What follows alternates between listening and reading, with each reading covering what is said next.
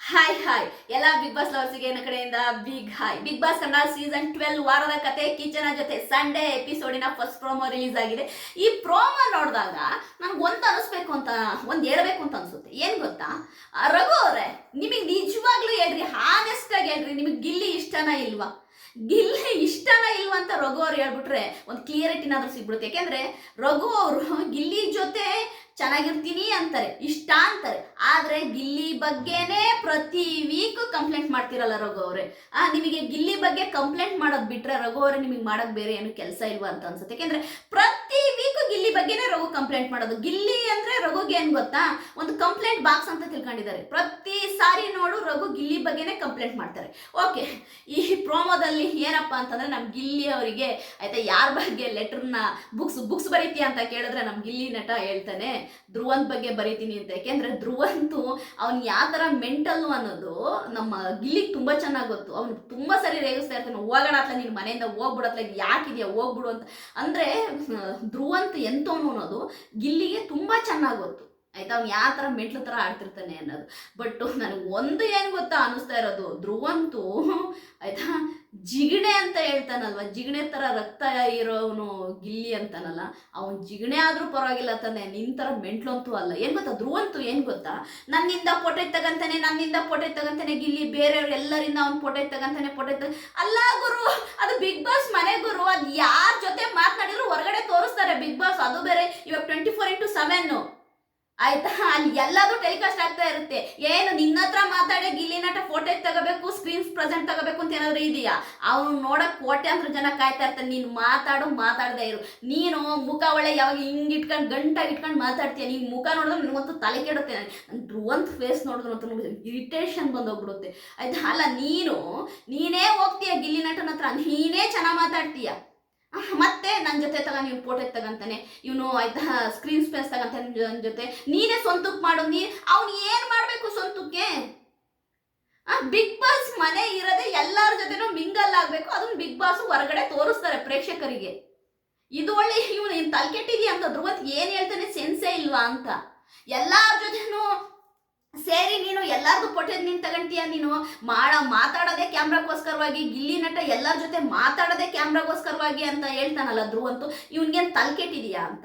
ಅಲ್ಲ ಗುರು, ಅದಕ್ಕೋಸ್ಕರನೇ big boss ಮನೆಯಲ್ಲಿ ಅಷ್ಟೊಂದು ಆಯ್ತಾ HD ಕ್ಯಾಮ್ರಾಗಳನ್ನ ಹಾಕಿರೋದೇನು ಕೇಳಿ, ಮಾತಾಡೋದೆಲ್ಲ ಕ್ಯಾಪ್ಚರ್ ಆಗಬೇಕು, ಅದನ್ನ ಹೊರಗಡೆ ತೋರಿಸ್ಬೇಕು ಅಂತ. ಬಿಗ್ ಬಾಸ್ ಕಾನ್ಸೆಪ್ಟೇ ಗೊತ್ತಿಲ್ಲ ಅಂತ ಕಾಣುತ್ತೆ ಧ್ರುವಂತ್ಗೆ. ಧ್ರುವಂತ್ ಬಿಗ್ ಬಾಸ್ ಅಲ್ಲಿ ಕ್ಯಾಮ್ರಾ ಇಟ್ಟಿರೋದೇ ಎಲ್ಲದೂ ಕ್ಯಾಪ್ಚರ್ ಆಗಿ ಹೊರಗಡೆ ಪ್ರೇಕ್ಷಕರಿಗೆ ಫ್ಯಾನ್ಸಿಗೆ ತೋರ್ಸಕ್ಕೋಸ್ಕರವಾಗಿ.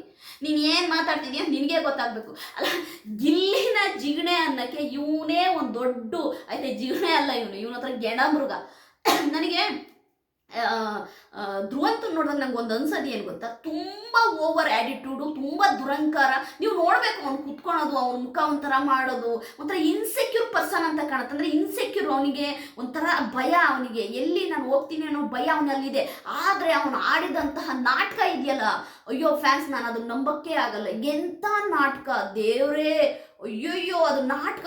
ಸರ್ ನನಗೆ ಹೋಗ್ತೀನಿ ಸರ್, ನಾನು ನಿಮ್ಮ ಹತ್ರ ಬಂದು ಹೋಗ್ಬೇಕು ಸರ್, ನನ್ನ ಹೆಸರು ಡ್ಯಾಮೇಜ್ ಆಗ್ತಾ ಇದೆ ಸರ್, ನನಗಿರೋಕ್ಕೆ ಇಷ್ಟ ಇಲ್ಲ ಸರ್, ನಾನು ಹೋಗ್ತೀನಿ. ಯಪ್ಪ ಏನ್ ಡ್ರಾಮಾ. ನಾನಾಗ್ಬಿಟ್ಟಿದ್ರೆ ಏನ್ ಮಾಡ್ತಿದ್ದೆ ಗೊತ್ತಾ, ಸುದೀಪ್ ಸರ್ ಅವ್ರ ಜಾಗದಲ್ಲಿ ನಿಂತಿದ್ರೆ ಡೋರ್ ಓಪನ್ ಮಾಡ್ಬಿಟ್ಟು ಕತ್ತಿಟ್ಟು ತಳ್ಳಿಬಿಡ್ತಿದ್ದೆ ಹೋಗ ಕಡೆ ಅಂತೇಳಿ. ಏನ್ ಡ್ರಾಮಾ ಗುರು. ಸ್ಯಾಟರ್ಡೆ ಎಪಿಸೋಡ್ ಯಾರು ನೋಡಿದ್ರೆ, ಸ್ಯಾಟರ್ಡೆ ಎಪಿಸೋಡು ನಿಮ್ಗೆ ಗೊತ್ತಾಗುತ್ತೆ. ಅಯ್ಯೋಯ್ಯೋ ನೆಕ್ಸ್ಟ್ ಲೆವೆಲ್ ಡ್ರಾಮಾ. ಅಲ್ಲ, ಫಸ್ಟ್ ಆಫ್ ಆಲ್ ಧ್ರುವಂತ್ಗೆ ಗಿಲ್ಲಿ ಬಗ್ಗೆ ಮಾತನಾಡೋಕ್ಕೆ ಯೋಗ್ಯತೆನೇ ಇಲ್ಲ. ಯಾಕೆ ಗೊತ್ತಾ, ಗಿಲ್ಲಿ ನಟ ಅವ್ನು ಏನೇ ಒಂದು ಕಾಮಿಡಿ ಮಾಡಿದ್ರು ಜನ ಅದನ್ನ ಅಕ್ಸೆಪ್ಟ್ ಮಾಡ್ಕೊಂಡು ನಗ್ತಾರೆ.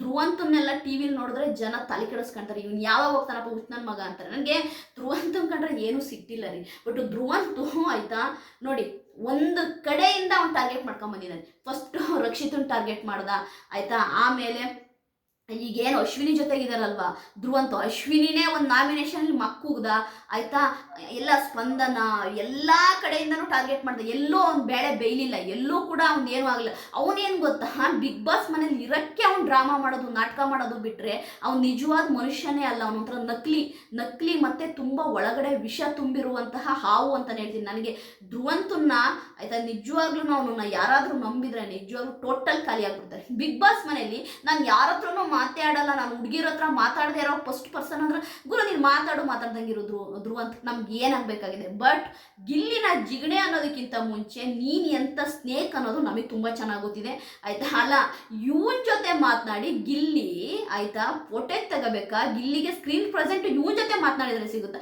ಗಿಲ್ಲಿನೇ 24/7 ಲೈವಲ್ಲಿ ಬೇಜನ್ ಜನ ನೋಡ್ತಾರೆ. ಇವನ್ ಜೊತೆ ಮಾತಾಡ್ದಂಗಿಲ್ಲ. ಅವ್ನು ಯಾರ ಜೊತೆ ಮಾತನಾಡಿದ್ರು ಕೂಡ ಗಿಲ್ಲಿ ಅವರಿಗೆ ಫೋಟೋ ಸಿಗುತ್ತೆ ಬಿಟ್ರೆ ಗಿಲ್ಲಿ ನಟಗಲ್ಲ. ಗಿಲ್ಲಿ ನಟ ಕಾವ್ಯ ಜೊತೆ ಮಾತನಾಡಿದ್ರೆ ಕಾವ್ಯ ಫೋಟೋ ಸಿಗುತ್ತೆ. ಬೇರೆ ಯಾರ ಜೊತೆ ಮಾತಾಡಿದ್ರು ಆಯ್ತಾ ಗಿಲ್ಲಿ ನಟ ಅವರಿಗೆ ಆಯ್ತಾ ಅದು ಪ್ಲಸ್, ಗಿಲ್ಲಿಗಲ್ಲ. ಈಗ ರಘು ಬಂದು ದಿನಕ್ಕಿಂತನೂ ಆಯ್ತಾ ಗಿಲ್ಲಿ ನಟನ ಜೊತೆ ಚೆನ್ನಾಗಿತ್ಕೊಂಡು ಒಳ್ಳೆ ಹೊರಗಡೆ ಎಲ್ಲರ ಹತ್ರನೂ ಒಳ್ಳೆಯವರು ಅನ್ನಿಸ್ಕೊಂಡ್ರು. ಈಗ ಅದೇ ಗಿಲ್ಲಿ ಕೆಟ್ಟವನು, ಅವನ ಮೇಲೆ ಕಂಪ್ಲೇಂಟ್ ಸುರಿಮಳೆನೇ ಸುರಿಸ್ತಾರೆ ಆಯ್ತಾ.